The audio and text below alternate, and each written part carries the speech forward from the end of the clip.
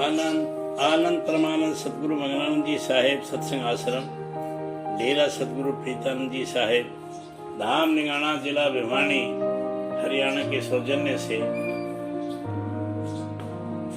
हास्य तामनी अथवा परमानंद विलास। जाको दर्शन इत है वाको दर्शन ऊत, जाको दर्शन इत नहीं वाको इतना उत। इसलिए सेवक को उचित है कि एकदम दूरी दूर कर दे। मौज अंतर्यामी है, इसलिए मौज के अनुसार हुए बिना काम न होगा। उसी को अपने ऊपर मायल करना या तवज्जो दिलाना की आवश्यक है। यहाँ अपने मन से काम न चलेगा, वह तो मनमानी निर्गुण से परे की वस्तु है। उसके वास्ते सदगुरु पिता ही के मतनानुसार चलना पड़ेगा, वह भी उम्र पर्यंत। कारण सदगुरु मौज रूपी विनाशी है, इसलिए जब तक देह के संसार का सर्वबंधन टूटकर स्फूर्त निज घर परम पद न पहुंचे, सेवक को सदगुरु के अनुसार सर्वांग से प्रेम प्रीति सहित सेवा में लगा रहना अति उचित है। विचार की बात है कि जब संसार की विद्या की प्राप्ति के वास्ते सर्वांग से अध्यापक के अनुसार होना पड़ता है, जो किंचित संसारी सुख की आशा मात्र है, जो सदा परम सुख की प्राप्ति के वास्ते भी आवश्यक है, तो जिस विद्या परा अथवा अपरा, परा परम पद की प्राप्ति की अमरा, अपरा पृथ्वी वीर शास्त्र आदि या संसारी विद्या को नहीं जानता, वह मनुष्य नादान ही है।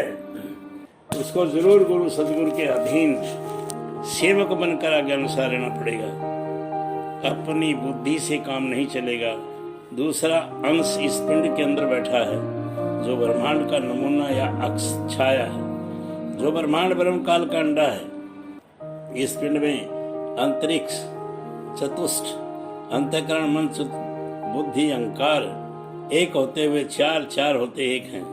इस प्रकार ब्रह्मांड में चार होते हुए एक और एक होते हुए चार हैं। ब्रह्मांड एक कहलाता है, उसमें अहम अर्थात सोहम, अमर ब्रह्म में एक हूँ। उस अहम सोम का प्रतिबिंब पिंड में अहंकार है।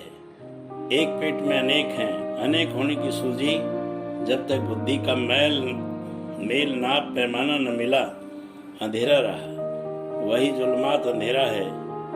जब कुछ शांति मिली, कुछ सूझ पड़ी, पैर धरने को जगह पाई, वही शून्य पार ब्रह्म पद पुरुष प्रकृति की बैठक। ये ब्रह्मांड की बुद्धि है। इसी का अक्ष पिंड में बुद्धि है। दो हुए तो तीसरा होना आवश्यक है। ये अव्याकृत स्थान, अव्यक्त प्रणव ओम औम का स्थान एक में तीन, तीन में एक है। मानो निर्गुण का बीज उसका प्रतिबिंब पिंड में पड़ा। वही ब्रह्मांड मन का अक्ष पिंड में मन कहलाया। फिर तीनों से अनेक होना आवश्यक था। इच्छा रानी सहित त्रिगुण का उतरा हुआ सहस्रो कहलाया। वैराट पुरुष का स्थान, जहाँ सहस्रों पंखुड़ियों द्वारा सहस्रों त्रिलोक की स्थूल की रचना हरदम हो रही है, वही ब्रह्मांड की चितवन अवस्था मानोचित है। इसी का अक्ष पिंड में पड़ा, पिंडी चित कहलाया। ये चार एक के हैं और चार के चार हैं। ये ब्रह्मांड काल देश के अक्ष मानो काल के वकील एक होते हुए भी चार काम अपने हद में कर रहे हैं, मानो अपने मालिक की सेवा कर रहे हैं। न ब्रह्मांड से जिसके ये अक्ष हैं न आगे जा सकते हैं, न वहां से आगे ही की कुछ समझ है। इसलिए सूरत के दयाल देश पहुंचने के सिलसिले में पिंडी मनादि का कोई मिलाप नहीं हो सकता। वहां दयाल देश या परम पद पहुंचने के वास्ते संत सदगुरु या सदगुरु के कथनानुसार उन्हीं के मन बुद्धि द्वारा होना चाहिए। कारण वह परम हंस रूप परम पद के जीवों के हित संसार में उतरे हैं और उन्हें बैतौर मनादि दयाल के जो चार होते हुए एक होते हुए चार हैं और जिसकी आदि है परंतु अंत नहीं है, उनका भाव अपने यंत्र में लिया है। बतौर अहंकार हंस मंडल का भाव, बतौर बुद्धि अगम लोक का भाव, बतौर मन अलख लोक का भाव, बतौर चित्त सत्य लोक का भाव। और इन स्थानों के भाव मात्रों से उनके शरीर जो बतौर नमूना आदर्श आइडियल दिखाई दिखावे मात्र बने, जो है भी नहीं भी। इसको दुनिया की समझ वाला कोई नहीं समझेगा, बिना दिव्य चक्षु खुले इस मर्म का कोई नहीं जानेगा। जैसे ब्रह्मांड सूक्ष्म अक्ष से पिंड बना है और मायावी पदों से स्थूल पर्दे पड़ गए, इस तरह से दयाल देश की भाव मात्र अंशों से परम संतों परमहंसों के शरीर दिखावे मात्र प्रतीत होते हैं। उनका असली रूप सत्यलोक में विराजमान रहता है। इन्हीं पुरुषों संत सदगुरु दयाल सदगुरु के संग और उनके दर्शन और वचन वाणी सुनना और उनके अनुसार चलना, तन मन धन से प्रेम सहित सेवा में लगे रहना, उनके सार गुण को अपने अंतर में धारण करना बाहर का सत्संग है। उनके रूपारूप को अंतर में लेकर चलना या हर कान की सैर करना, जहाँ तक पर्दे फटते जाएं अंतर का सत्संग है। वचन जो आनंद स्वरूप पूर्व साहब जी ने सत्संग में दूसरे भाग उपदेश दयाल बाग आगरे वचन में 129 में आया है।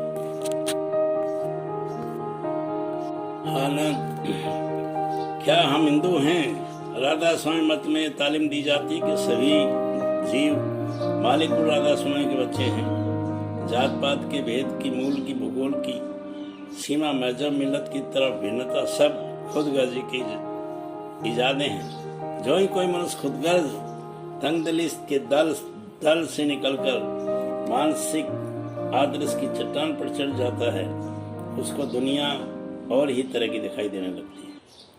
उसके मन से ये सभी भेद दूर हो जाते हैं, उसे प्राणी मात्र स्वाभाविक रचते हैं। यही कारण है कि हुजूर स्वामी जी महाराज के समय से लेकर आज तक हर कौम व मिलत के लोग सत्संग में बिना किसी रोक टोक के शामिल होते रहे। और आज दिन सत्संग मंडली में हिंदू, मुसलमान, ईसाई, जैन और ब्राह्मण, क्षत्रिय, शूद्र, वैश्य सभी महजमों वर्णों से आए हुए दिखाई देते हैं। ये सब के सब एक दूसरे के साथ भाइयों के समान बढ़ते हैं।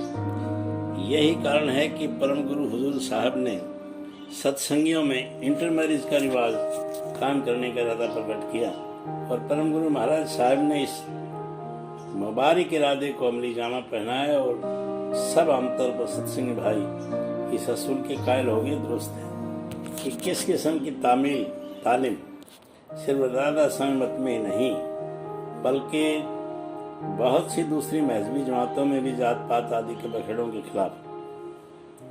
लेकिन वही लोग जो कंट्री हिंदू कहलाते हैं इन कैदों की शक्ति के साथ पाबंद करते हैं। अगर इन भाइयों से दरियाफ्त किया जाए कि उनके नुक्ता निगाह से देखा जाए तो हम हिंदू कहलाने के मुस्तक नहीं है। मगर शुक्र है हिंदुस्तान के इंतजाम की बागडोर इन लोगों के हाथ में नहीं है और मनुष्य को मनुष्य और अपना भाई मानने वाले पुरुषों की तादाद काफ़ी है। परंतु सवाल यह है कि क्या हम सचमुच हिंदू हैं? इस सवाल का जवाब देना आसान नहीं, क्योंकि अभी तक ये तय नहीं है उसका कि हिंदू का अर्थ क्या है। बहुत हिंदुस्तानी और अंग्रेजों ने इस पद की उपमा करने के लिए उपाय किए, परंतु अभी तक किसी को इस शुभ कार्य में कामयाबी नहीं हुई। हिंदू के लफ्ज माने चोर, गुलाम, सियाह आदि हैं। अगर पद के अर्थ लिए जाएं तो कोई भी समझदार इस नाम से कहलाना पसंद नहीं करेगा। अगर हिंदू के अर्थ हिंदुस्तान का रहने वाला है माना जाए तो हम हिंदू हैं। मगर इस अर्थ में तमाम मुसलमान, अंग्रेज जिन्होंने इस मुल्क में रहन सहन अंगीकार कर ली है, जिनके बाप दादा यहाँ बसते चले आए हैं, हिंदू करार पाते हैं। चुनाचे, अबरिस्तान आदि में यहाँ के मुसलमान को जो हज या सैर को जाते हैं हिंदू सिख कहते हैं। एक फजील अंग्रेज ने दिख होकर पद हिंदू की उपमा की कि जो हिंदुस्तानी ईसाई मुसलमान न हो वह हिंदू है। जो ये उपमा मान ली जाए तो हम हिंदू ठहरते हैं। परंतु इस हिसाब से तमाम चीनी, जापानी, यहूदी, पारसी आदि जो मुसलमान ईसाई नहीं है हिंदू करार पाते हैं। बहुत सारे लोग कहते हैं कि हिंदू वह है जो वेद और ऋषियों में श्रद्धा रखे। हम लोग वेदों को, वेद ऋषियों को ऋषि हर समय मानने को तैयार है, परंतु बहुत से ईसाई मुसलमान भी इस बात के मानने वाले हैं। इसलिए हिंदू कहलाने के वास्ते वेदों को, वेद ऋषियों को ऋषि मान लेना काफी नहीं है। वेदों के वेद ऋषियों को ऋषि मान लेना काफी नहीं है। वेदों को ईश्वरकृत ऋषियों का ब्रह्म ऋषि मानना जरूरी है, परंतु बहुत से ऐसे मनुष्य हैं जो हिंदू कहलाते हैं, न वेदों को मानते हैं न ऋषियों को ब्रह्म ऋषि मानते हैं। हम लोग प्रसन्नता सहित ये मानने को तैयार हैं कि हिंदुस्तान में कई एक ऋषि ब्रह्म ऋषि हुई। आनंद आनंद।